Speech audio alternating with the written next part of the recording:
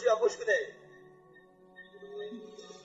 حضرت موسی حیران شد، خدایا میخواه از این هم با بدتر آدم باشد. این زنا کرد، این حاملداری از زنا شد، والا این با خونی بغیر حق کرد، از این هم با جنایتکارتر کسی هست؟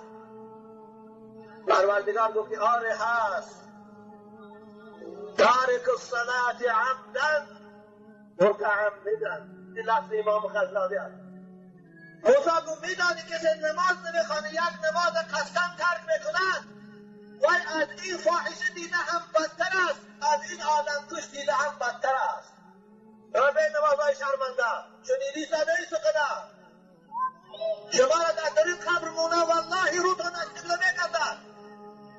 حضرت عبدالله ابن مسعود قسم خوردن، والله قسم خوردن شما به نماز